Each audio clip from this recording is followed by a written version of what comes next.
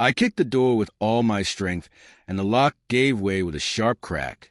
The sound of the door slamming against the wall echoed through the room, blending with the fury boiling inside me. I stormed in, my vision instantly locking onto the scene before me. 5 naked men and my unconscious wife sprawled on the bed. Jim Miller was on top of her. A red haze clouded my vision. In that moment, nothing else mattered. The bastards had to pay. I struck Jim across the face with a force that sent him collapsing onto the floor. The other men reacted instantly, but I was faster. Larry, the first to charge, folded in half as my knee connected brutally with his groin. Zurich, Switzerland, a city of opulence, power, and well-concealed sins. I had built my reputation as a senior risk analyst, predicting financial disasters before they struck. Yet, the one catastrophe I had failed to foresee was a betrayal lurking within my own home. My name is Sebastian Roth. For a decade, I had been married to Elise, a woman I believed to be my equal, my partner, my everything. We had met in graduate school, ascended the corporate ladder side by side, and built a life of prestige, wealth, and influence, or so I had thought. It started with subtle signs.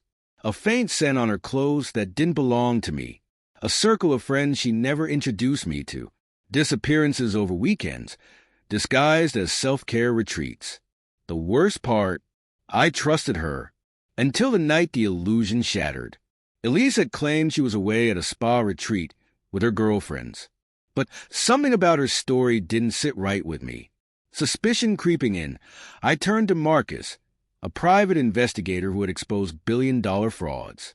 If he could unearth the secrets of the financial elite, he could uncover whatever my wife was hiding. What he discovered made my blood run cold. She wasn't at a spa. She was in a secluded villa on the outskirts of Zurich, a property owned by James Jim Miller, a real estate tycoon notorious for his excesses. And she wasn't alone. 5 men, powerful, depraved, and utterly unrestrained, were there with her. I drove to the villa, arriving just past midnight. The security was laughable, too confident, too complacent. I disabled the cameras at the gate and moved through the lavish garden, my pulse a steady war drum. From inside, muffled voices and laughter spilled into the night, mingling with soft music. Then silence. I didn't hesitate. My foot struck the door with explosive force. The lock snapped and the door slammed open, sending paintings trembling on the walls. The moment I saw them, 5 men, my unconscious wife, and Jim Miller on top of her, the world went red.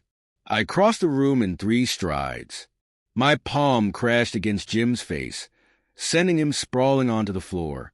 The others hesitated, but only for a second.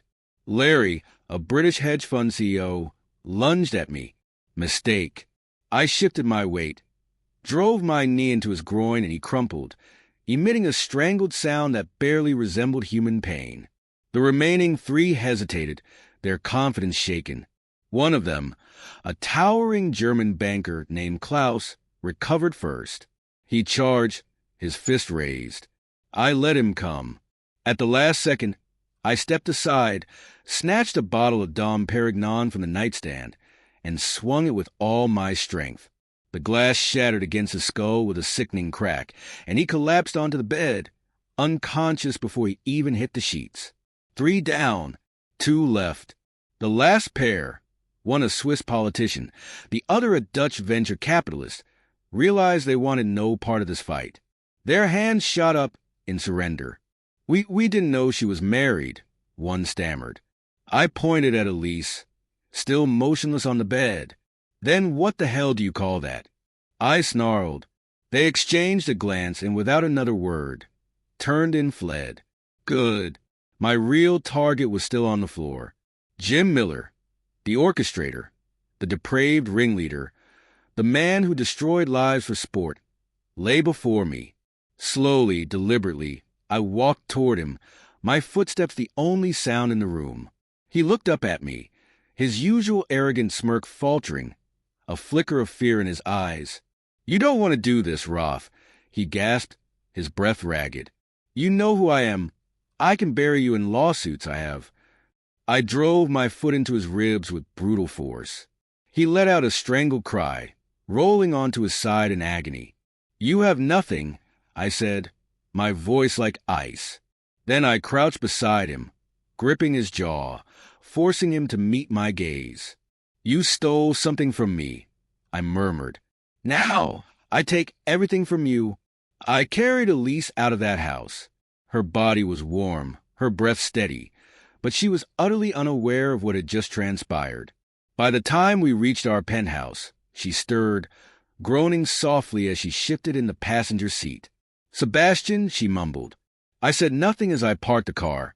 She rubbed her temples, glancing around in confusion. Where am I? What happened? My grip on the steering wheel tightened until my knuckles turned white. Then, slowly, I turned to her. You tell me, Elise. She blinked, struggling to recall.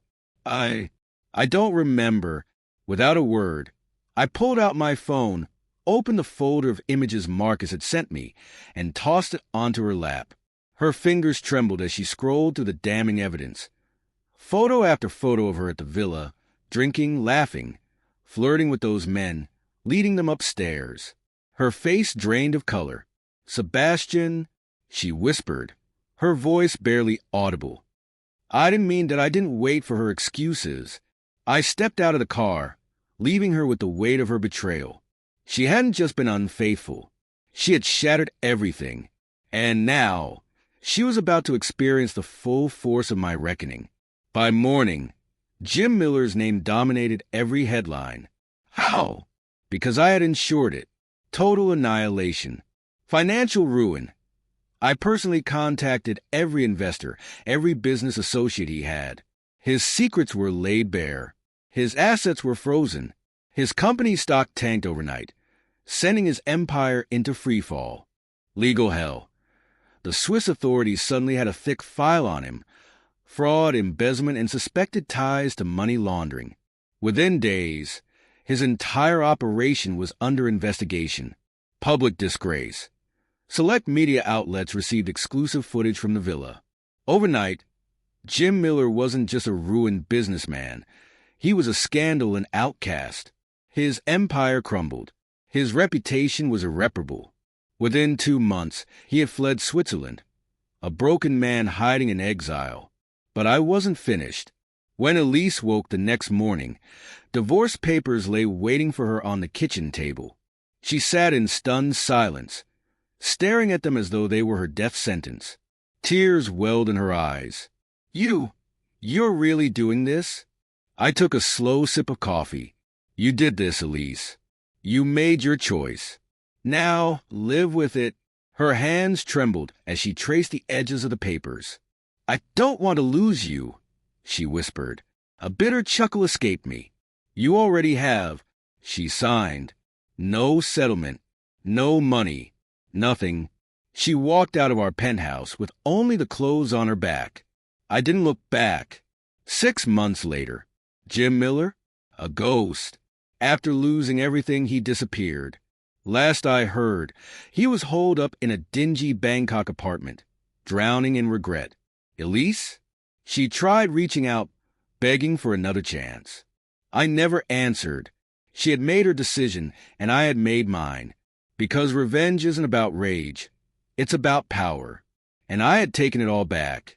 Betrayal isn't just a wound. It's a test. And those who think they can deceive without consequences always learn the hard way.